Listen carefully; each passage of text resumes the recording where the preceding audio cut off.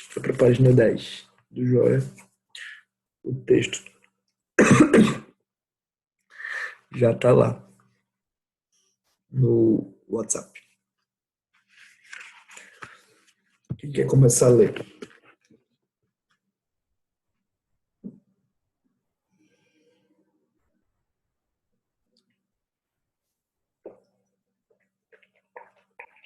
Eu posso, João. Por favor, Paulinha. Tá dando F?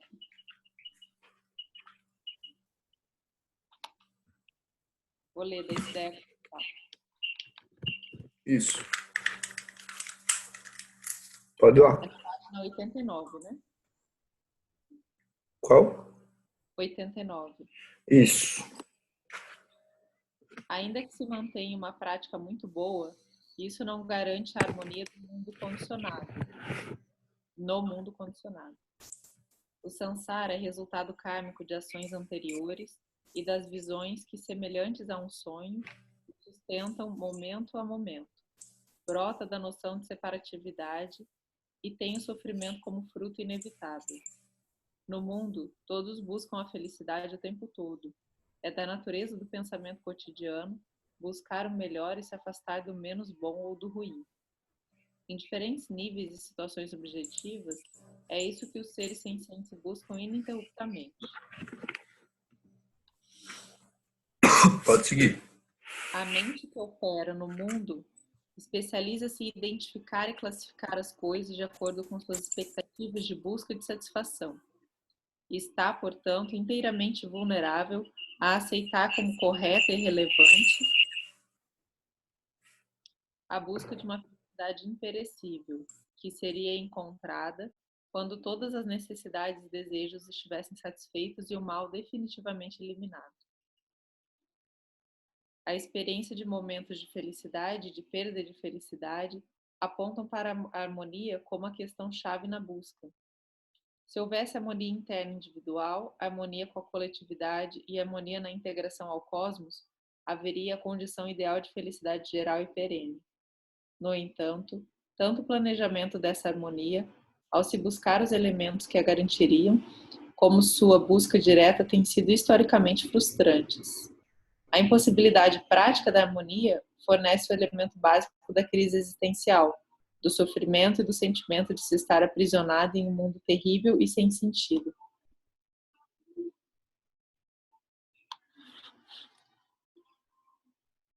João, tem que desmutar. Ele está exatamente aí atacando mais uma vez a visão da expectativa de alguma satisfação definitiva no mundo externo. Né? Isso é bem importante a gente entender. Há uma espada cortando isso. Né? Não há nada no plano externo que traga a felicidade definitiva. Qualquer experiência de felicidade, ela vai ser sempre dependente da visão interna. Não é o externo que sustenta isso, é o interno.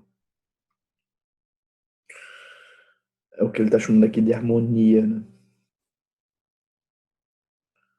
Então, o eu, ele surge a partir de uma ideia de busca, de um desejo sobre o mundo. Então, ele surge de forma separativa. Romper a ideia de separatividade é ser capaz de entender uma forma de existir sem o eu. Sem o eu usual. Sem o eu condicionado. Então, isso se trata disso, né? Esse é um ponto que a gente vai ter que se debruçar várias vezes, sabe, gente? Várias vezes. Vocês vão perceber que a gente está várias vezes se colocando perspectivas muito limitadas, muito condicionadas, muito estreitas. Qualquer coisa abala Porque eu tô achando que é isso, é a minha fonte da felicidade, é ele, é ela, é aquilo outro. É incrível isso. É como se a gente fosse um campo muito sensível de nervos, sempre atrelados a algumas perspectivas, alguns objetos, algumas coisas, sabe? Sempre. Muito interessante. Muito interessante. E toca ali, a gente se eriça todo, né? Se dói todo. Aquela confusão de sentimentos. Isso é bem interessante. Essa coisa, né? Essa demanda da vida. Um sentimento de demanda muito forte.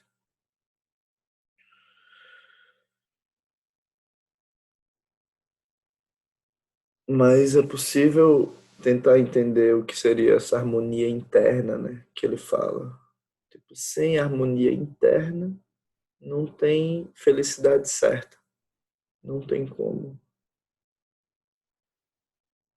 Isso é bem interessante, né? Mas é claro, se eu estou na falta, eu só trago a falta. Se eu estou na harmonia interna, eu vou me debruçar sobre o mundo a partir dessa visão. Vocês imaginam, o Guru Rinpoche, ele quando termina, ele sai do Tibete, ele vai para a terra dos demônios canibais. Ele vai para lá. A gente só queria que as coisas se mantivessem um pouco estáveis, né? Que as pessoas cumprissem o que dissessem, que nossos afetos se comportassem como a gente espera que eles se comportem, que vá todo mundo meditar. É isso. O Guru Rinpoche, ele deliberadamente foi para a terra dos demônios canibais. No sentido muito profundo, significa que a gente precisa ser capaz de aceitar o que o presente está nos dando e trabalhar nesse nível, né? A gente precisa trazer um nível de contentamento para a nossa situação atual, seja ela qual for. Alguns, a situação atual é como se estivessem andando na corda bamba. Outros, a situação atual é como se tivessem casados e com filhos. Não importa o lugar, você pode ampliar a sua perspectiva, ampliar a sua visão e trazer benefício aos seres. Não importa o lugar. A qual é o lugar correto? Não existe lugar correto. Ah, mas qual é o ponto? Qual é o ensinamento que vai? Não, não tem isso. Às vezes o ensinamento mais que você precisa é só amar. Só amar. Só passar o fio do amor e dizer assim, eu me comprometo aqui com esse ser. Com esse ser. Mas é só isso. Não fiquem imaginando coisas. Se for para fazer alguma outra coisa, vocês vão fazer. Mas não percam o presente. Não saiam do presente. Não saiam do presente. Isso é muito importante. O que é que está me dado? Quais são as condições que estão disponíveis para você? Porque a mente do eu, ela sempre quer estar em outro lugar, pegando outras coisas. Ela não vê os Budas no cotidiano. Uhum. Então a gente é capaz de trazer a mente da carência, a mente do apego para dentro do Dharma. A gente se perde completamente. Às vezes querendo ser coisas, às vezes querendo ter coisas.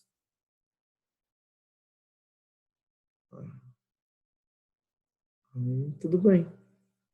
Mas o ponto todo é a gente parar e saber olhar o cotidiano, olhar as relações e passar o fio. Esse é o ponto. Se o ponto estiver bom, a gente segue. Mas você sempre está no palácio. Sua mente, ela sempre está no palácio de cristal, né? No palácio da luz de lótus.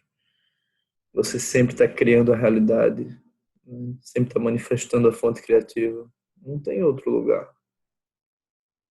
O palácio já está presente. Então reconheça essa capacidade mágica, a fonte criativa e relaxe. Traga contentamento para a experiência do corpo. Se alegre com a própria respiração da mente. E seu sentimento de estar em paz. Está em paz. Eu preciso disso o tempo todo. O tempo todo.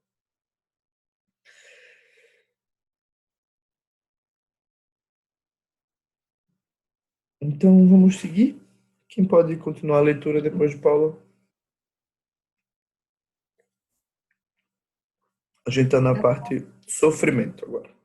Da página 89, para quem chegou. Vou ler aqui então, João. Sofrimento.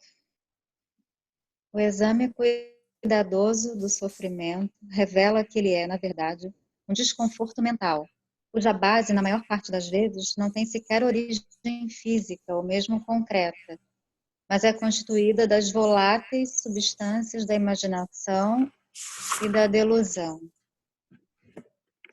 É esse sofrimento, tomado em sua acepção de desconforto mental mais geral e abrangente, que é enfocado pelo Buda Sakyamuni como um dos pontos centrais de seu ensinamento. Logo após sua iluminação, com olhos cheios de visão, segue? Segue. O Buda fitou os variados seres. Logo após sua iluminação, com olhos cheios de compaixão, o Buda fitou os variados seres em cada reino de existência e, compreendendo a dor do mundo, enunciou a primeira nobre verdade, a da existência do sofrimento e impossibilidade da harmonia, mantida a perspectiva humana de harmonia como satisfação completa dos desejos, apegos e necessidades. Esse ponto é muito interessante, sabe, gente? Porque tem essa questão que a psicanálise vai trazer muito fortemente, do narcisismo, né? Que pra gente no Ocidente, no budismo, isso está muito ligado, Javali Gali Cobra. O eu, ele sempre quer se afirmar. O eu, ele sempre quer dizer que ele sabe. Sempre. Ele sempre tem os pressupostos da sua verdade. E, curiosamente, ele não consegue se realizar. Não há como ele se realizar. Porque, digamos que ele conquiste aquilo que ele imagina. Vem o tempo. Vem o tempo. Então, boa parte dos nossos processos, se a gente contemplasse realmente os 4 pensamentos, se a gente entendesse de fato, impermanência está vindo, né? Se a gente entendesse de fato, há um processo de sofrimento que está sendo desencadeado, de ansiedade que está sendo desencadeado. É provável que a gente se assustasse um pouco pela falta de sentido de boa parte das nossas confusões. Mas é provável que a gente apressasse a compreensão de quem a gente é, do que somos. Então, quando o Buda enfatiza, Sakyamuni especialmente, ele tensiona isso várias vezes, o aspecto do sofrimento. Ele está apenas alertando para a falta de sentido completa da autoafirmação, da manutenção da ideia separativa. Ele está atacando esse ponto. Ele precisa que você entenda que você não é nada, absolutamente nada de especial. E por não ser nem um pouco especial, você é tão especial quanto todos os seres são especiais. Esse é o ponto. Mas para isso, javali, galo e cobra no chão, porque eles têm metas específicas. Eles têm projeções. Eles se auto-idealizam no processo deles. Então, por exemplo, quando eu peço a vocês para escrever o mapa das crises, né? Muitos já fizeram. Eles têm aquele objetivo, né? Revelar as posições de mente que você estava sustentando diante das crises. Quais eram as bases do seu eu diante daquela crise? O que você estava tomando como refúgio? Como uma experiência definitiva? Geralmente as crises são maravilhosas porque elas evidenciam exatamente que a gente não estava propriamente focando, né? Talvez nunca nem tenha investigado isso. O que é que realmente importa? O que é que realmente faz sentido? Às vezes a gente não entende isso. Isso não pode ser um processo dogmático. Compaixão é bom, amor é bom. Uhum. Você precisa entender por que compaixão é bom. Por que amor é bom. Vai precisar entender isso.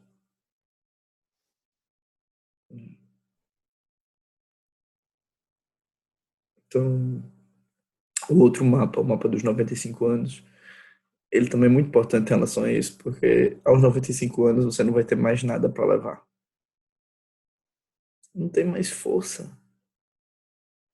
Você não tem nem mais beleza, propriamente, né?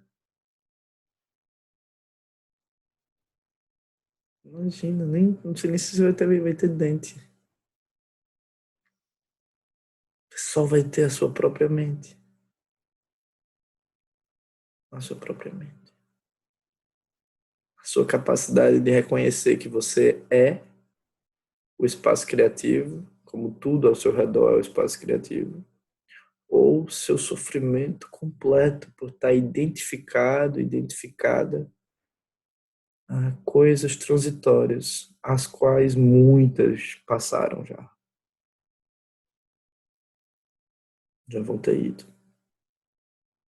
Isso é a tragédia do Sansara. Isso é o 12º elo. Explícito, hardcore, sem censura. Paz. Entenda, se você acha que você é o corpo, você vai sofrer muito.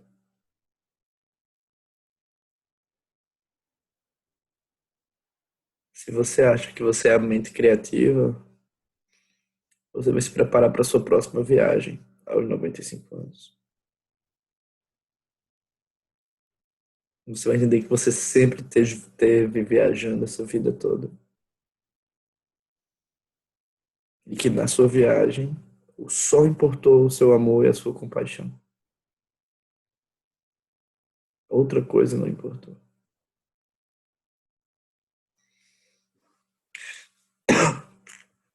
Pode seguir, Marcinha. Oi, tá, peraí. O sofrimento é a sombra do ser. Havendo um ser, há sofrimento. Havendo um ser, há o mundo e o sofrimento é inevitável. Pode-se ver 3 faces no sofrimento: impossibilidade de harmonia, impermanência, busca de salvação. Vocês olhem o Lama tirando onda da gente. O Lama diz assim, havendo um ser, há sofrimento, era para baixar e perguntar que tiro foi esse? Que vocês vejam. Como assim, Bial? Mas claro, toda a ideia de ser está identificada a partir de um referencial entre eu e o mundo. Está separando algo. Se você separa, tem começo, meio e fim. Começo, meio e fim. Se você não separa, você entende que faz parte do todo. É esse lugar, o não eu, que é vazio, no sentido de não ter existência intrínseca, e ao mesmo tempo cheio, que a gente vai pontuar. Só que o ser, ele acredita que ele é só uma perspectiva. Ele é só uma história. Esse é o ponto. Essa é a dificuldade. Então, se houver um ser, há sofrimento. É isso. Claro que numa visão mais ampla, você vai entender que você não é nenhum dos personagens e que todos os sofrimentos de cada personagem tem o seu lugar, tem o seu momento, né? Porque há o sofrimento da mãe, há o sofrimento do filho, há o sofrimento da tia, há o sofrimento do namorado. Tudo isso tem seu lugar. Isso é dito no budismo tibetano com a expressão até Marpa chorou. Marpa era muito sério, seco. Quando o filho dele morreu, ele chorou. Então, o ponto todo não é negar a experiência do sofrimento, é entender que ela faz parte dos personagens, mas que você não é, em definitivo, nenhum deles. Nenhum deles. Esse é um ponto de salto. Não é negar a multiplicidade das experiências. Não se trata disso. Não se trata disso. Não é fingir que não dói. Às vezes os budistas querem fingir que não dói, né? É triste. Né? Dói. Mas não é tudo. Esse é o ponto. Não se pode fazer isso sem não reconhecer a dor. Não existe como linguagem sem ser. Então nós vamos precisar entender que o ser tem o seu lugar. Os seres têm o seu lugar. As nossas identidades têm o lugar delas. Nós não somos uma identidade em definitivo. O ponto todo é que o eu, ele acha que ele é indefinitivo. Aí é o coração do Sansara. Esse é o coração do Sansara. É você se achar definitivo. Mas vamos seguir, por favor. Pode continuar, Márcia, por favor. Só uma dúvida, João. Ele coloca aqui, então, que havendo um ser ao mundo. Então, assim, o ser seria a priori do mundo. Sempre. Sempre. Eu e o Porque outro. o mundo... Sim, mas o mundo enquanto totalidade é anterior a essa separação. Não, porque para eu falar a expressão mundo, eu posso falar no contexto de ser, de seres que habitam o mundo. Ah, tá. Então aqui o mundo já está com essa Aí mundo já seria um dualidade. aspecto criado, isso. Tá, entendi. Isso. A impossibilidade da harmonia é exemplificada por uma história. Na vida anterior à de sua iluminação, o Buda estava certa vez imerso em profunda meditação na encosta de uma montanha, quando ouviu um rufar de asas. Tratava-se de uma pequena pomba em voo vacilante. Ela pousou junto ao Buda e suplicou: Abençoado Senhor, estou sendo perseguida por um enorme abutre.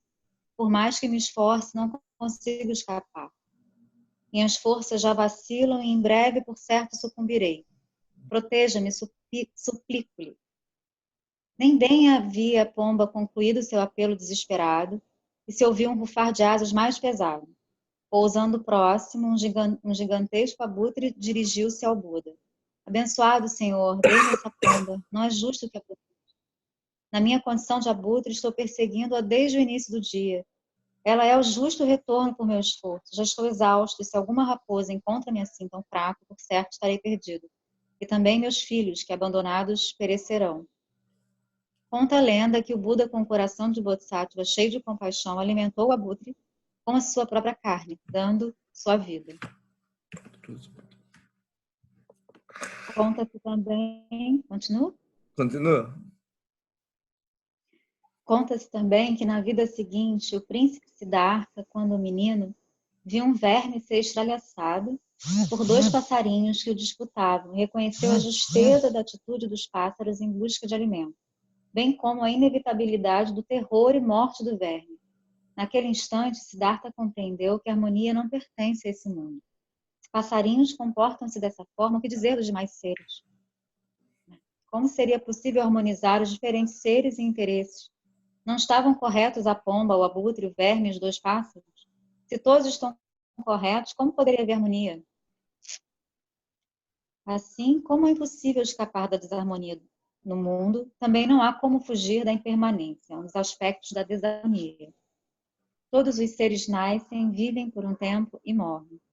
As religiões surgem, crescem, desaparecem, assim como as teorias científicas, os modelos acadêmicos, as verdades de todos os tipos, as culturas e civilizações, as espécies animais e vegetais, os continentes, os planetas e as estrelas. Tudo é impermanente. O que dizer de nossos apegos, preferências, nossas frágeis seguranças? Bom lembrar, gente, tem gente que não gosta de vocês, tá? Não sei se vocês lembram disso. E elas são maravilhosas, mesmo assim. Tem pessoas que querem matar vocês. Ai, isso é horrível. Tem pessoas que acham que vocês, possivelmente vocês fizeram isso. Para vocês, na verdade, não são nem essas pessoas que acham. Historicamente, muitos de nós são muito privilegiados e a gente só existe porque a gente está por cima do sofrimento de muitas pessoas. É bom a gente lembrar disso. Se vocês acharem que alguém fez mal para vocês, lembrem disso. Nem que seja pintaram e bordaram com outras pessoas, direta e indiretamente. Tá? Vamos seguir?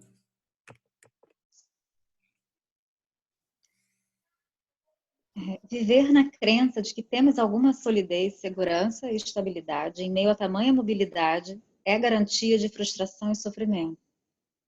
Por isso, necessitamos dos ensinamentos sobre a impermanência. A terceira nobre verdade, proclamada pelo Buda, diz que essa fragilidade dos seres humanos é construída e, portanto, pode ser dissolvida, e que a liberação final pode ser atingida. No entanto, presos à ilusão da solidez, do que não é sólido, desperdiçamos nossa vida humana preciosa com objetivos limitados, que, uma vez atingidos, não têm nenhuma estabilidade. O ponto todo. Um ser humano nasce, uma fonte criativa nasce, mas ela é criada para ver o mundo de uma determinada forma. Então ela vai buscar segurança no mundo. O mundo não vai dar segurança para ela. Ela se frustra, fica triste e morre. Acabou.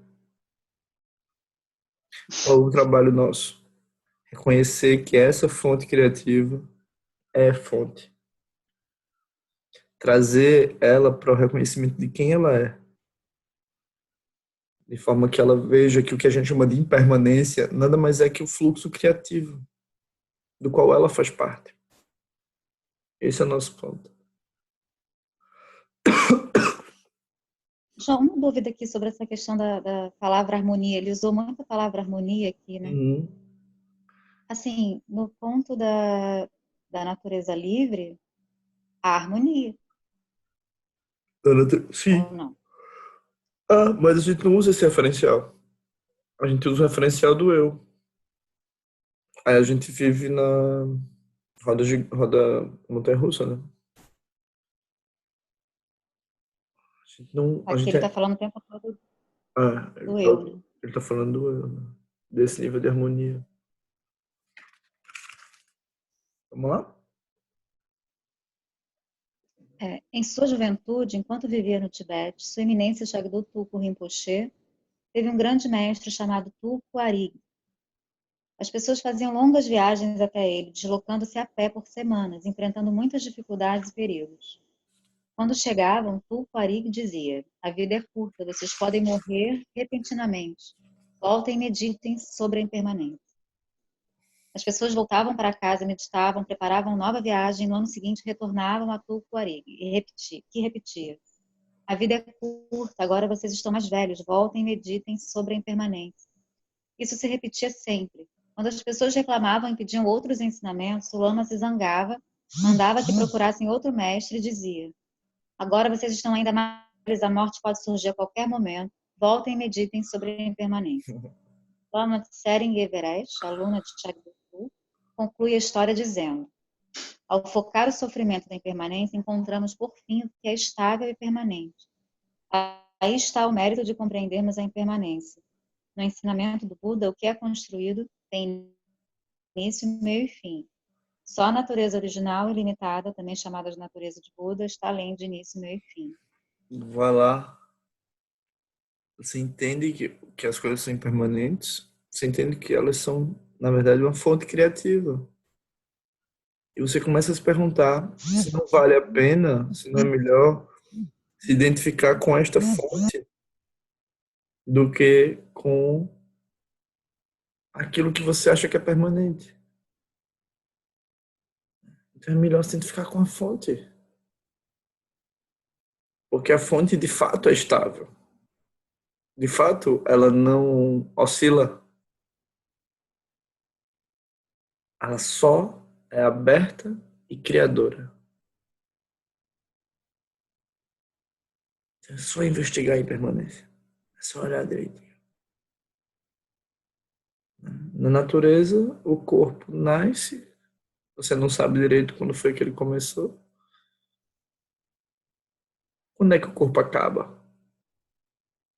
Se ele se mistura completamente com o espaço. Eu posso dizer que o corpo se sutiliza cada vez mais. Ele vai sutilizando. Eu não posso dizer que ele acaba.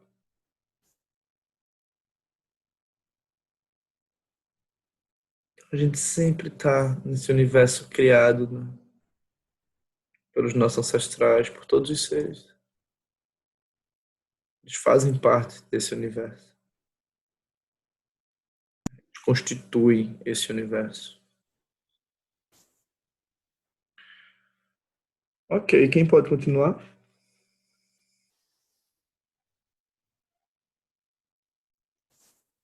Eu posso, João.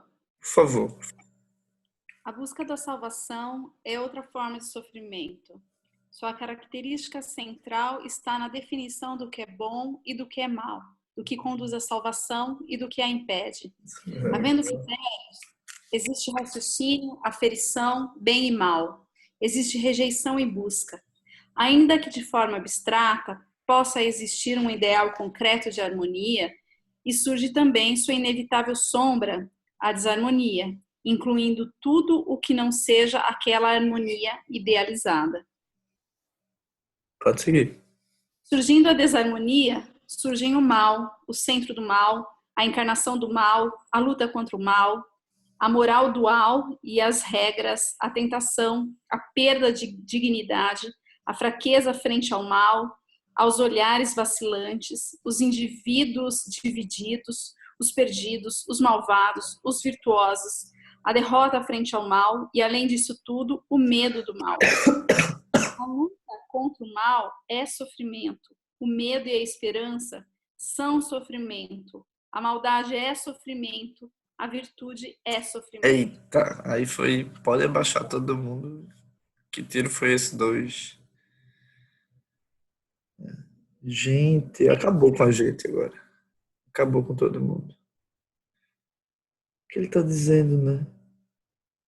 Se você achar que é apenas uma perspectiva, a sua em particular, claro, que vai trazer a felicidade para os seres, o que é o caminho da salvação, e quem não faz isso está condenado, ou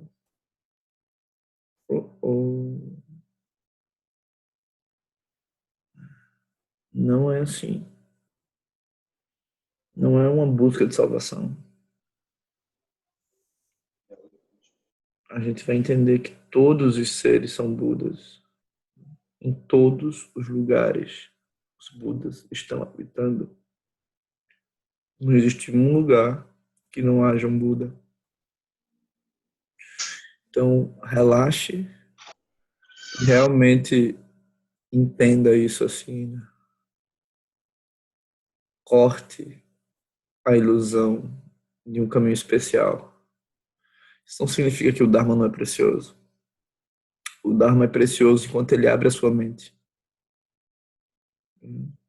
Isso é muito comum na gente, a gente traz a dualidade cristã, né? Então a gente diz assim, o samsara, eu não quero ficar no samsara, eu vou para o samsara, eu vou para tal lugar, eu vou para isso. Não existe samsara, gente. Existe se você quiser que exista.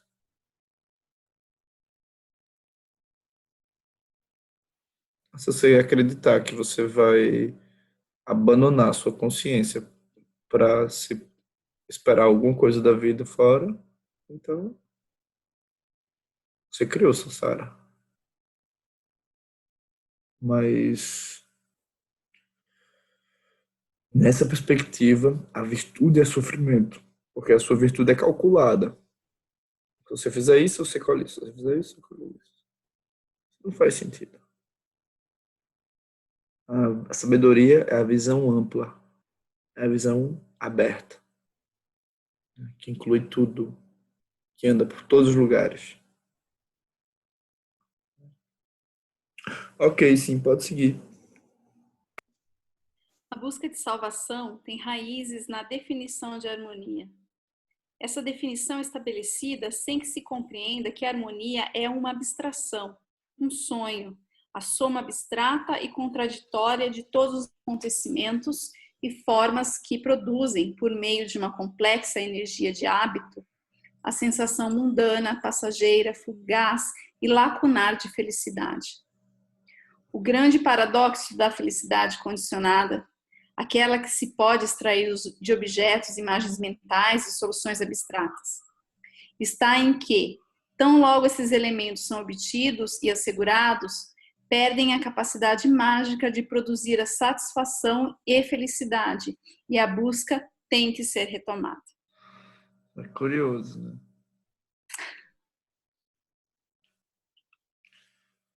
Curioso. Pode seguir. O Buda nos mostra que a mente que cria o sonho e que, entrando nele, busca a saída, que se envolve no jogo do mundo e passa a buscar e a suplicar, que se degrada pelo apego, dependência, desejo e dor, que é inseguro e vacilante entrega-se ao domínio dos objetos de seu desejo e que, atônita e perplexa, abdica de sua dignidade, é a mesma mente que está situada além do espaço e do tempo, do desejo e da dor, do ser e do não ser, dos objetos e de sua negação, além de qualquer prisão. Essa mente tem em sua natureza a meta final e a derradeira libertação. Essa libertação jamais pode ser encontrada como algo concebido dentro do sonho da existência, mas ainda assim só pode ser nomeada, desejada e buscada dentro desse sonho. A libertação não foi perdida, não está em falta e não tem que ser encontrada. Na tradição budista, a compreensão paradoxal de que nada foi perdido é transmitida por meio de duas imagens encontradas nos diálogos de Buda. Vamos repetir isso. A libertação não foi perdida, não está em falta e não tem que ser encontrada. O que é que isso significa? Que ela já está, que ela está transbordando, ela já está encontrada, ela já está transbordando e ela já está presente.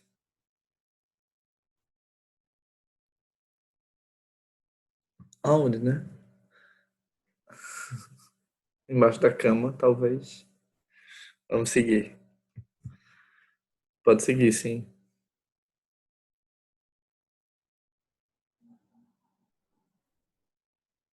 Cíntia caiu.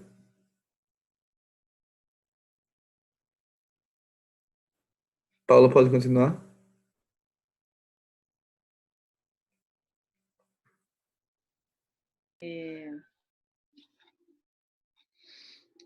Aqui, né, no primeiro exemplo, né? Isso. No primeiro exemplo, contido no Surangama Sutra, os seres humanos são comparados ao louco que se olhou no espelho e se viu sem olhos. Transtornado, saiu correndo tentando encontrá-los. Como o louco poderia ver sua imagem no espelho se não tivesse olhos? O operar dos olhos não foi suficiente para assegurar ao louco a existência deles. Da mesma forma, o operar do mundo ilusório às nossas mentes condicionadas não é suficiente para que reconheçamos nossa real natureza ilimitada. Os seres só veem o que eles podem ver. Eles não reconhecem a fonte criativa. Eles não foram introduzidos à fonte criativa. Se eles fossem introduzidos à fonte criativa, eles veriam a fonte criativa. Mas eles só veem as histórias, as narrativas, as imagens mentais que estão explícitas nos seus discursos, nos seus projetos, né? Estão enraizadas no corpo, né? Na nossa repetição, nos nossos sentimentos, nas nossas sensações, né? É isso. A gente também pode sentir com o corpo prajna, amor, compaixão, alegria, equanimidade. Isso também pode fazer. Pode seguir, Paulinha. Na segunda imagem usada pelo Buda, extraída do Sutra do Diamante, o ser humano é comparado a um mendigo que procura incessantemente meios de sobrevivência e riqueza, sem perceber que carrega no bolso uma joia cintilante de infinito valor. É isso mesmo. Pode seguir. Remédio. Todos os gestos produzem marcas nos seres.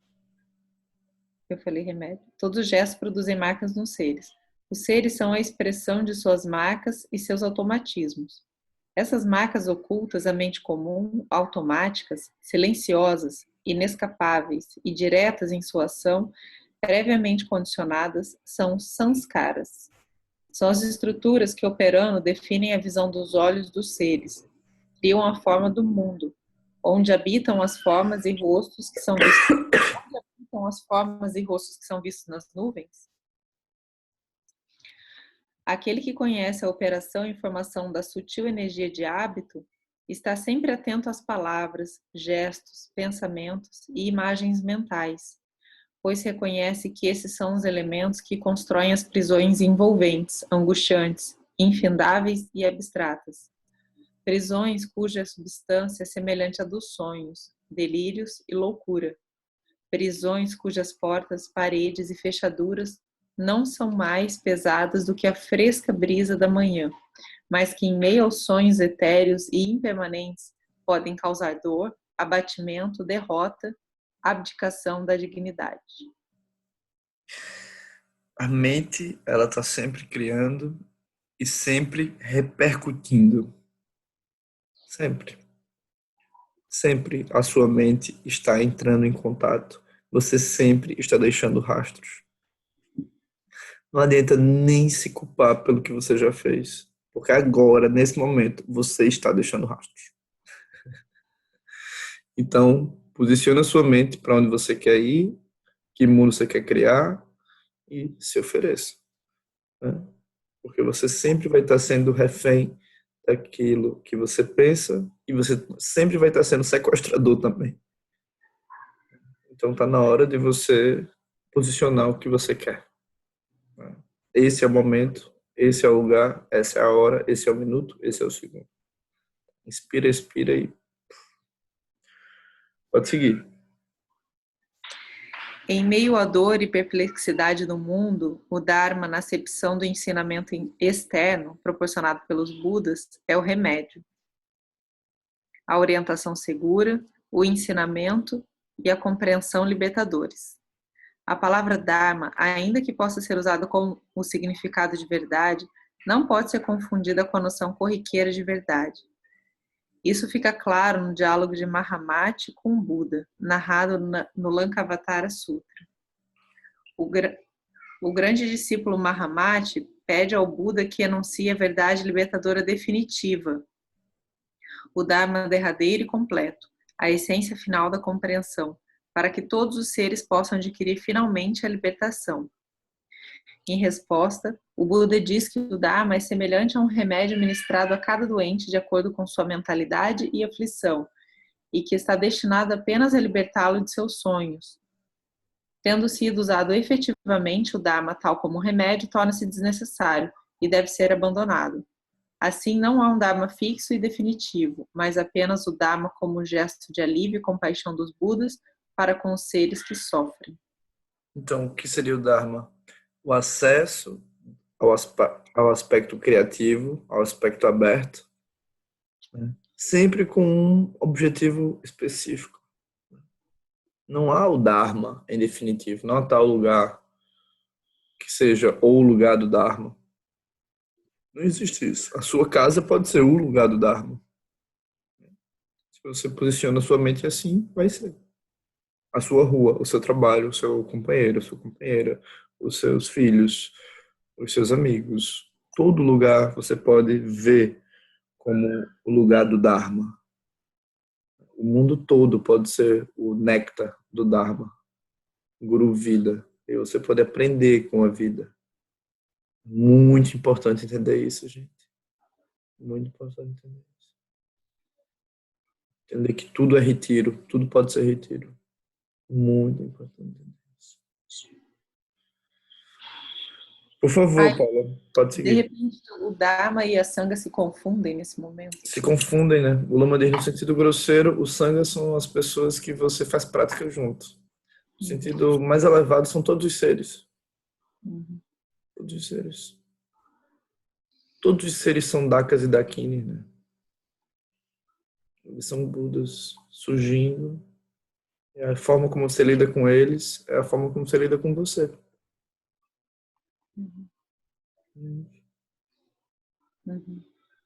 Se você é espaço criativo, você deixa o outro ser espaço criativo. Se o outro não consegue reconhecer, você vai lá e deseja que ele reconheça. Na prece se diz, os três caras que domam de todas as formas possíveis. Emanações agem para domar os seres através dos meus hábitos que dominam de todas as formas possíveis. A fonte criativa, ela olha para os seres, ela vai querer chegar em cada um deles e ela sabe que é de um jeito específico. Não há um jeito único, não há um Dharma único. Cada ser precisa de um tipo de experiência. E quando eu não consigo acessar aquele ser, na verdade é porque eu não estou conseguindo mesmo, porque a minha fonte não consegue entender aquele mundo. E diante dessa limitação, eu aprofundo minha prática, mas eu não responsabilizo o ser, em definitivo. Porque se eu me prendo a ele, culpo ele, eu crio um obstáculo. E para onde eu vou levar aquele obstáculo. Agora, se eu olho para mim e digo, como é que eu posso, né, reconhecer a fonte criativa nisso, o aprendizado aqui e driblar isso, aí é outra coisa. Vamos seguir. No Vajradika Prajnaparamita Sutra, Sutra do Diamante, o Buda compara o Dharma a uma jangada, veículo indispensável para atravessar o rio do sofrimento e chegar à margem da iluminação. Mas logo que se chega à outra margem, a jangada deve ser abandonada, pois nenhum proveito haveria em levá-la às costas. Ainda no Sutra do Diamante, o Buda pergunta: o que pensas, Shubhuti? O Tathagata deu-te algum ensinamento definitivo nessa escritura? Shubhuti responde: não, abençoado Senhor, o Tathagata não deu qualquer ensinamento definitivo nessa escritura. Maravilhoso, né? Maravilhoso. Não há um portal. Não há isso. O portal já está aberto. Você já está dentro do portal. Não há um lugar onde você vai se tornar outra coisa. Não existe isso. Você já é a natureza criativa. Apenas inspire, expire e reconheça.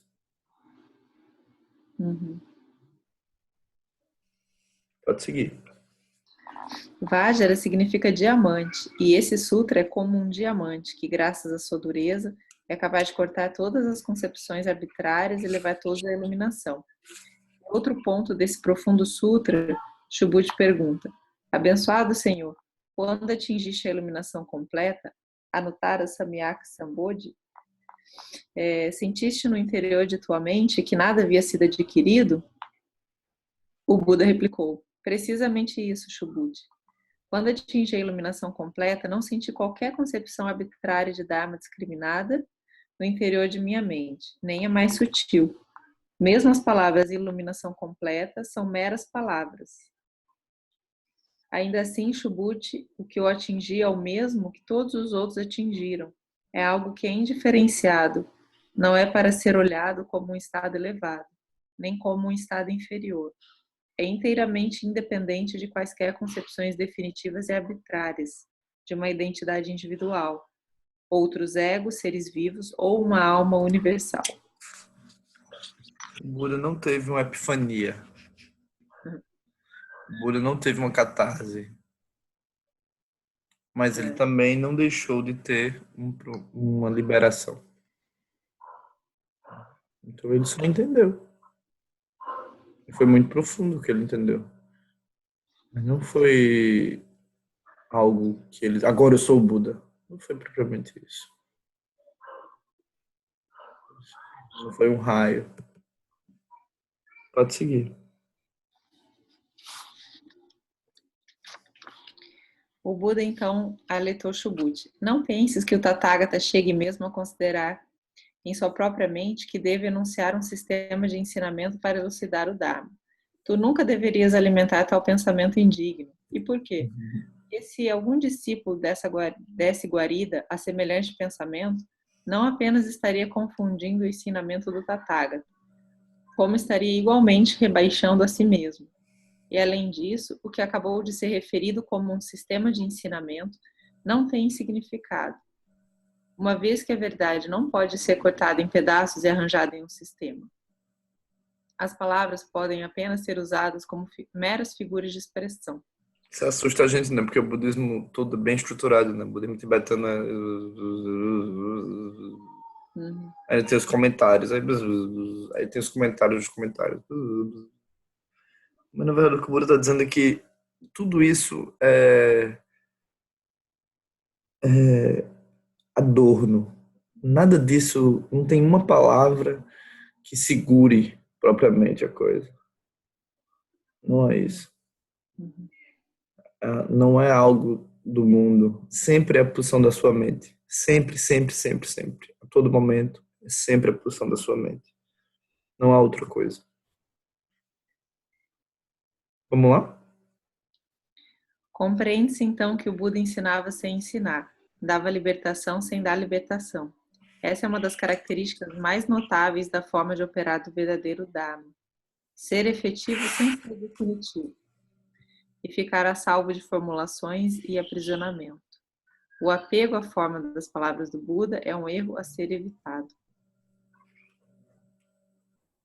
Aos olhos do mundo... É para continuar? Sim. Aos olhos do mundo, o Dharma não pode ser separado das verdades relativas. O que torna o Dharma efetivo não são as palavras ou os conceitos, mas o conjunto das palavras e conceitos é inseparável da forma de transmiti-los. Do momento em que a transmissão é feita e da particular e momentânea situação e clareza do ser que os receberá. O Dharma é esse todo. Qualquer desses aspectos em separado não pode caracterizar o Dharma. E nisso reside a radical diferença com relação à noção dual e corriqueira de verdade, de algo definitivo e imutável, independentemente de ser reconhecido ou não, e de haver alguém para reconhecê-lo ou não. Essa verdade mundana é apenas um objeto de imaginação, sem mais substancialidade do que as relações equivocadas e condicionadas do mundo.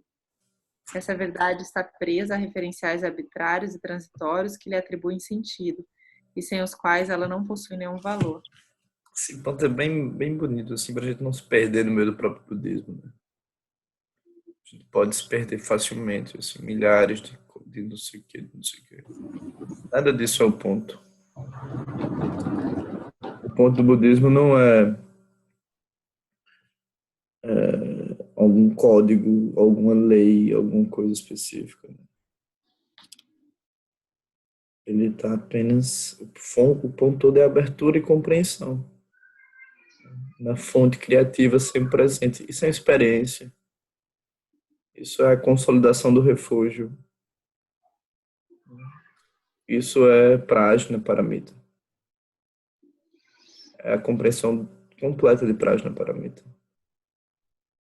E essas verdades parciais têm a ver com as verdades criadas pelo homem, por exemplo?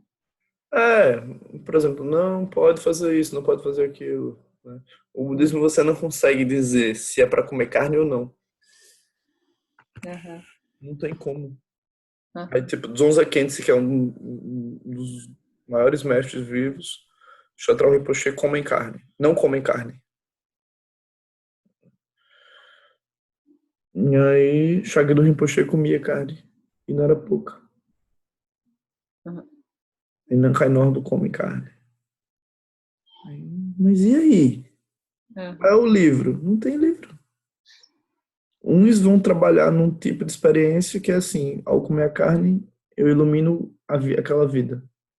A experiência xamânica, indígena. Outros vão se abstrair por outras questões. Quem está certo? Ninguém está certo, ninguém está. Não se trata disso. Se você não comer carne, você não se ilumina.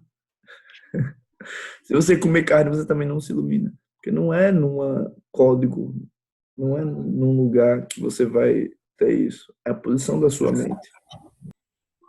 A posição da sua mente. Priscila perguntou: o Buda quer dizer que ele apenas se faz o caminho para lembrar os seres do estado que lhes é natural. Isso, exato. Isso. Muito simples, muito simples. Inspire, expire e reconheça, né? O exercício que eu estou recomendando a muitos de vocês fazerem é os 6 selos. E além da missão sabedoria primordial, né? A gente fazer isso. Enfatizar esse aspecto da sua experiência, de quem você é. A gente tá fazendo isso. Enquanto você não responder a isso, você vai oscilar e sofrer com a oscilação porque você acha que você é aquilo. Então a gente tem que ter a experiência de se ver como fonte criativa. Isso é uma experiência. Quem quer ler? Depois de Paula?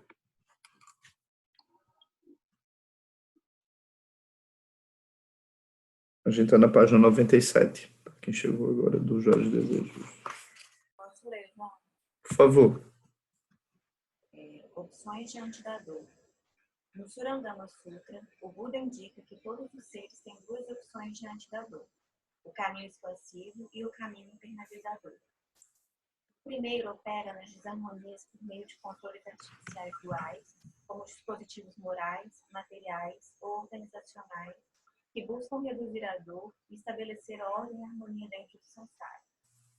Como fruto desse esforço, podemos colocar a organização das nações, a geração da tecnologia, o sistema escolar, a escrita e a educação da cultura em seu sentido mais geral. Essas harmonias são sempre de curto alcance, revelando-se geradoras de outras desarmonias, algumas vezes ainda piores. Não se pode atingir estabilidade por meio desse caminho, porque a harmonia é inviável dentro de um sistema de satisfazer necessidades e desejos. Os que percorrem esse caminho são perseguidos pela sombra do sofrimento iminente, a busca de salvação dentro dos referenciais do mundo. Pode continuar? Pode ser, lembre, né? Uma nação se organiza, para isso ela oprime outra.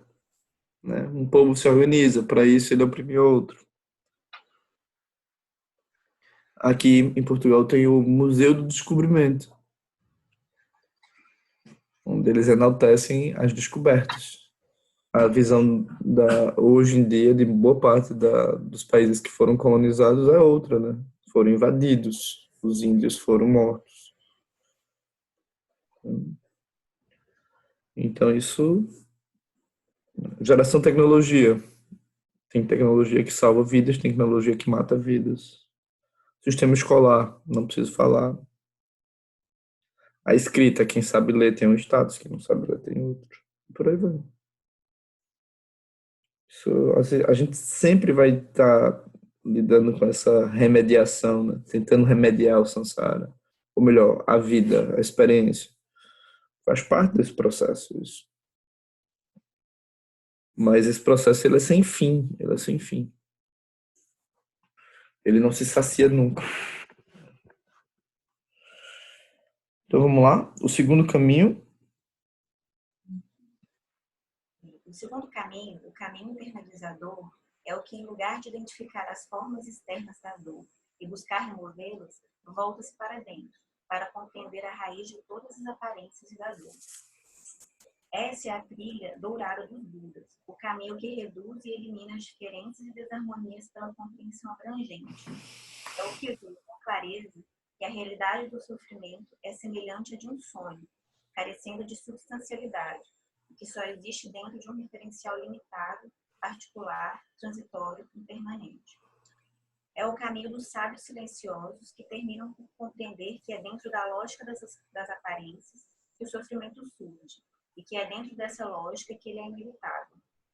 Esses sábios entendem que os 6 paramitas, conforme expostos no Vajrashidika Prajna Paramita Sutra, são a perfeição da prática de vida neste mundo.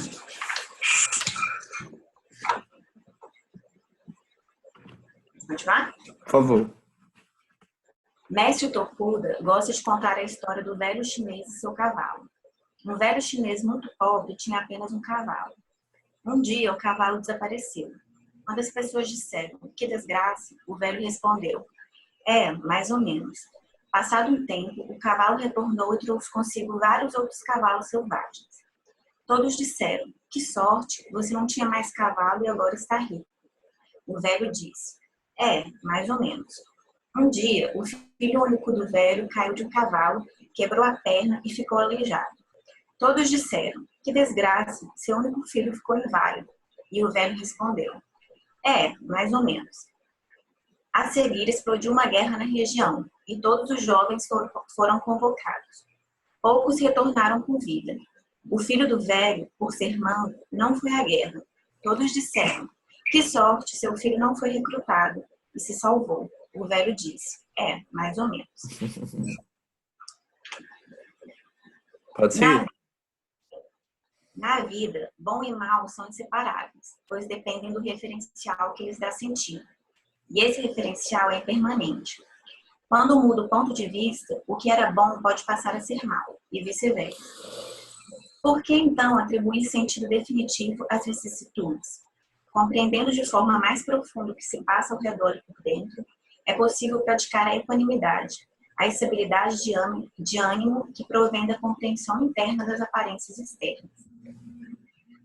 O sábio não está imune às vicissitudes, mas se mantém digno e sereno frente à adversidade e à boa sorte. Considera ambas iguais. O sábio pratica com naturalidade a dignidade e serenidade dos justos. Está livre das perturbações da fortuna e da desgraça e pode enfrentar as condições mais variadas praticando sempre lucidez da natureza não obstruída. A alegria do sábio é constante, independe do resultado de algum jogo. Sua riqueza não vem do exterior, ela é a capacidade de transformar o que ocorre à volta em caminho e dharma. Quando todos se excitam, o sábio, sereno e alegre, é capaz de ajudá-los. Quando todos se deprimem, o sábio, sereno e alegre, também é capaz de ajudá-los. Sua energia não provém do exterior, mas de uma fonte interna, que fornece suprimento abundante e constante. O sábio não mendiga energia, mas é um doador. Sua prática permite ver o sentido profundo da palavra harmonia. Vejam só. Qual é a identificação do sábio? É com as fontes, é com a fonte. Não é com o mundo. A experiência do eu do sábio é a fonte. Não é o eu nome preso dentro de um determinado sistema cognitivo e cultural. Quais são as qualidades da fonte? A fonte é sempre criativa. Ela é sempre equânime. Ela é sempre compreensiva. Ela é capaz de compreender tudo. Acolher tudo. Ela tem energia, sempre tem energia na fonte.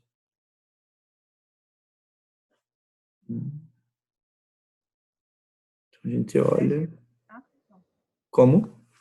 A energia constante, né? Energia constante. Então, qual é o ponto todo? Não é um código moral. Seja bondoso, seja isso. Não é isso. O sábio, a bússola dele está para dentro. Então, ele reconhece as qualidades dele, dela, inerentes, que todos os seres têm. Mas ele só está agora percebendo a partir desse referencial, do que não oscila. A capacidade criativa não oscila. Não oscila. Abertura e criatividade nunca cessam. Então, todo ponto aqui, que o Lama está dizendo, que o caminho internalizador é o caminho que você olha a experiência a partir desse referencial. Mas isso precisa ser uma experiência de sabedoria, identificação com a sabedoria, respiração na sabedoria, e não algo teórico. Isso é uma experiência. Quem quer falar? Eu, João, Por favor. essa, essa história do cavalo me lembro. Eu estava lendo O Senhor da Dança, né? A autobiografia do Salvador. Uhum. E aí tem quando eles finalmente chegam na Índia, e mesmo assim, quando eles chegam na Índia, que ainda tem o tiroteio, que os soldados chineses chegam muito perto de onde eles estão, Uhum. e aí após eles passarem meses caminhando, passarem fome, perderem quase tudo que eles estavam levando, pessoas morrendo, aí depois disso tudo, o Shagdu diz assim: em situações aparentemente negativas. Assim, ele fala disso tudo como situações aparentemente negativas. Aí nessa hora, eu fechei o livro. Assim, não, como pode, assim?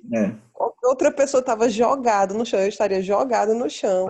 E o Shagdu olhando isso assim, é isso, assim, né? Aparentemente negativo, pode ser algo muito bom, assim, né? Olhando na perspectiva da prática. Com certeza. Eu fiquei muito, muito impressionada, assim. É isso mesmo. É isso mesmo. Ninguém tá dizendo que não dói, né? Que não tá sofrendo, que não tá doendo. Mas aquilo não pode ser trazido definitivamente como algo. Depende de como você olha. Pode continuar, Ló. O primeiro caminho, o caminho externalizador, é aquele que nos criou em nossa forma corpórea e mental atual. Esse caminho está em constante evolução e cria toda a diversidade de seres, aparências, universos e mentalidades que possam existir. O segundo caminho, o caminho internalizador, permite que a vida deixe de ser um jogo que adquire sentido a partir de condicionamentos e referenciais imperceptíveis e passe a ser uma atividade iluminada na qual a experiência e os meios de auxílio crescem sempre. Por isso, o mestre Tokuda diz: ainda que seja completa, a iluminação cresce sempre. É por ser tão especial, precioso, libertador, profundo e misterioso, que o Dharma é tão raro e precioso. O encontro com o Dharma é sempre inesquecível. Devido ao profundo respeito que o Dharma inspira e com que deve ser tratado, antes da leitura de sutras, sempre se recita: o Dharma, infinitamente profundo e misterioso, é raramente encontrado, mesmo em milhares de milhões de ciclos universais. É a nós agora facultado vê-lo, ouvi-lo, guardá-lo. Possamos nós verdadeiramente compreender as palavras do tratado. Muito bom, né? Eu gosto muito desse livro.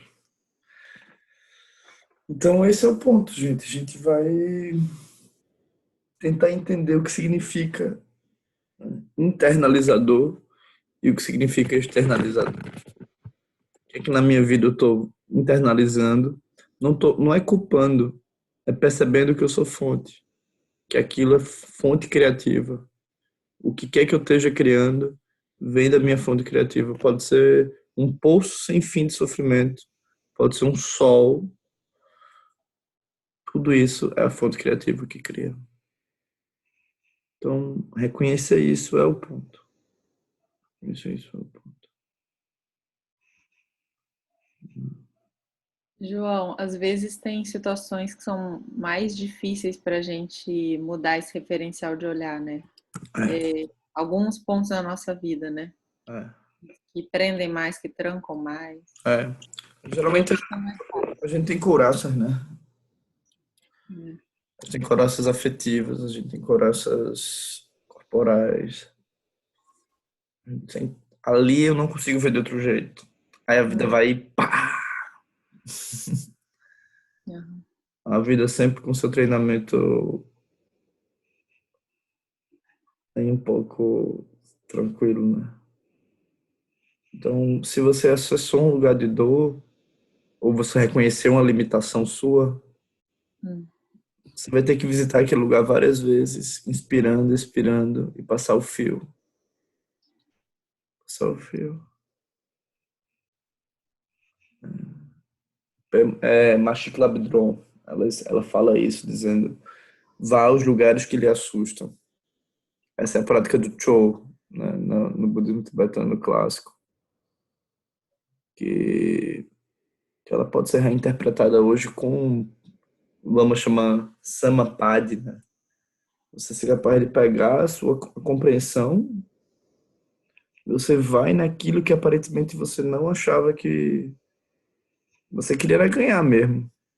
Você queria era derrotar, você queria era ter sucesso, você queria. Aí tem a complexidade do samsara. Ou você queria perder, dependendo da vinculação dos 6 reinos, né? Tem uma situação assim que por exemplo, tô morando aqui no Rio, né? Uhum. E assim, eu sinto falta de poder ajudar mais no âmbito mais social também. Assim. Uhum. E aí eu nunca sei muito como fazer, assim, porque meu tá sempre assim, ter medo.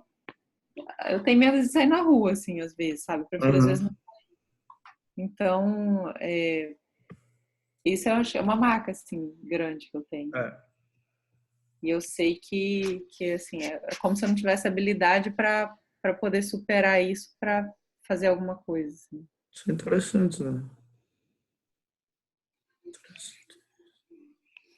Cada um vai ter dentro da sua história, as suas composições, né? De retraimento, que é tipo como se você, né? O corpo sensível ele recuasse para não entender. Ele não quer entender. Eu preciso, com muita suavidade, ir desmanchando essa perspectiva, né? E eu não faço isso apenas. É um processo, às vezes, cognitivo, mas é um processo de experiência. É você respirar e perceber: isso aqui faz sentido ou não? Faz sentido ou não? Se eu assumo esse referencial de refúgio, de fonte criativa, como um referencial, o que é que está fora dele? Não vê nada está fora dele. A minha velhice está fora dele? Não. As minhas vitórias? Não. As minhas derrotas? Não. Então, tem outro referencial. É esse. Eu vou continuamente me expor a isso, às minhas dores estruturadas, às minhas dores novas. Eu vou me expô-las a essa compreensão. Você é fonte, minha dor. Você veio da minha, você veio, é parte da fonte criativa. Só isso. Inspirando, expirando, passando o fio. Tudo é néctar dessa forma. Tudo é néctar.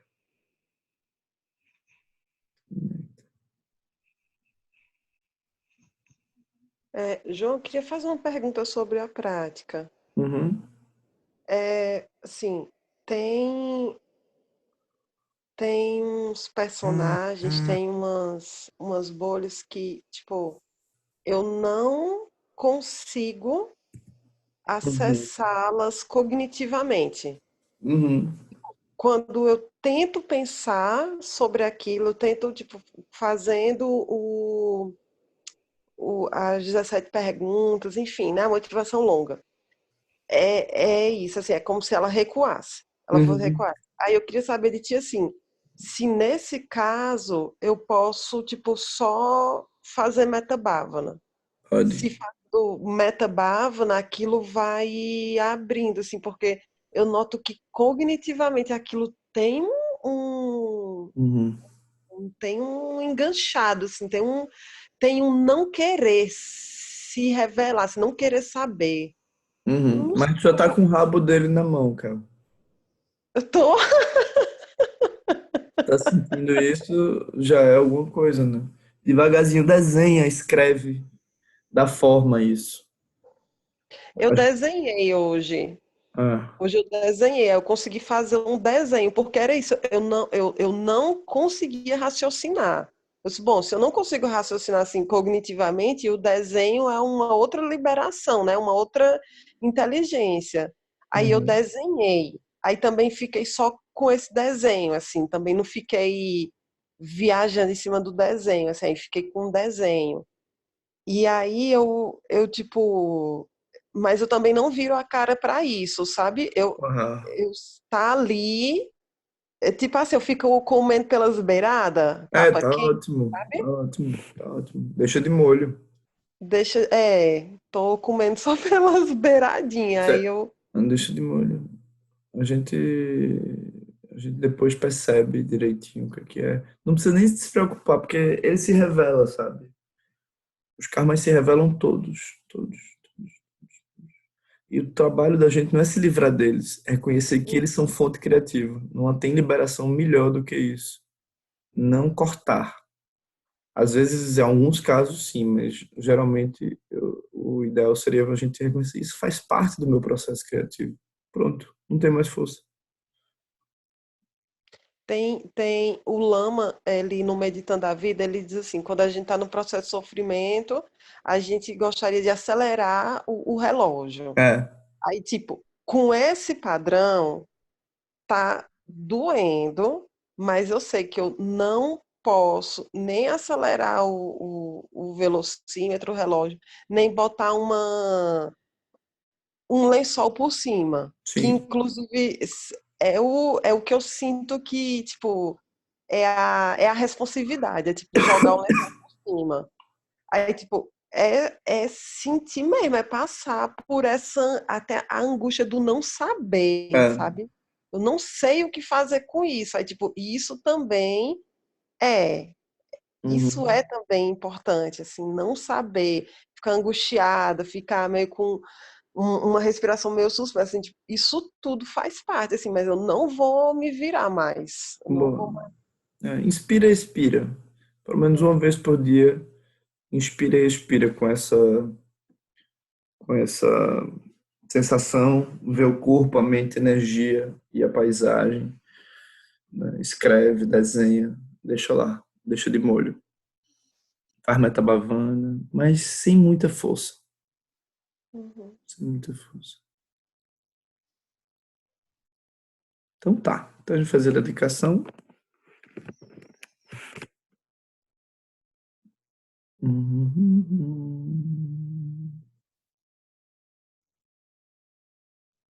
Cadê isso aqui?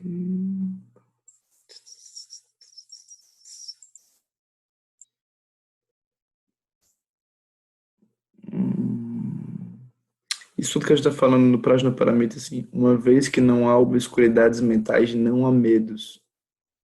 É disso que a gente está falando. O que é obscuridade mental?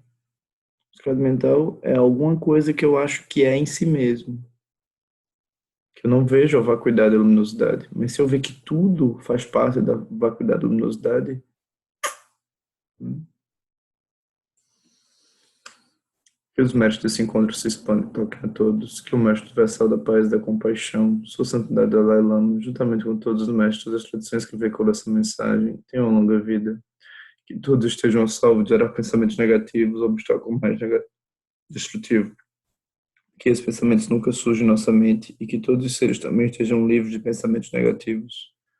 Ao longo de minhas muitas vidas e até esse momento, todas as virtudes que tenho alcançado, inclusive os méritos dados por esta prática, e todos que vieram conseguir, ofereço para o bem-estar dos seres cientes.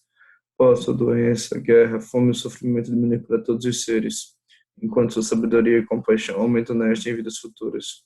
Posso claramente perceber todas as experiências como sendo tão insubstanciais quanto ter sido o sonho durante a noite. Imediatamente despertar para perceber a manifestação de sabedoria pura no surgir de cada fenômeno. Posso rapidamente alcançar a iluminação para trabalhar sem cessar pela liberação de todos os seres. Budas e Bodhisattvas em conjunto, seja qual for a sua motivação, sua ação benéfica e preces auspiciosas, seja qual for a sua onisciência, realizações e poderes benévolos, e seja qual for a sua imensa sabedoria, eu que igualmente venho para beneficiar os seres, rogo para que possa alcançar as mesmas qualidades. Nesse exato momento, posso ler mesmo os nomes doença, fome, guerra e sofrimento serem ouvidos pelas pessoas e nações da terra, mas possam sim sua conduta moral, mérito, riqueza e prosperidade crescerem, e possa a suprema bem-aventurança e bem-estar sempre surgir para elas.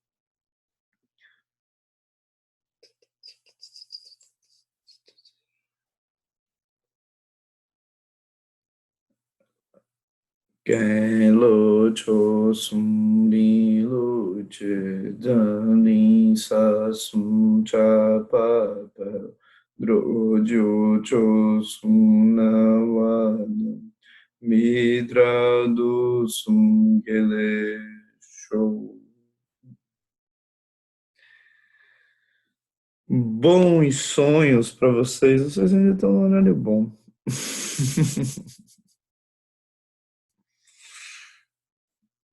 Eu vou copiar aqui. Obrigada, João. Eu que agradeço. Obrigada, Franca. Obrigada, João. Obrigado a vocês. Lembrando que a gente está naquela semana de conversar com as pessoas que estão praticando.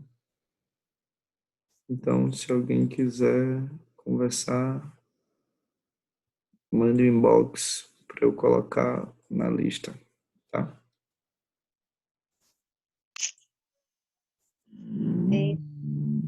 Obrigada, João. Um beijo.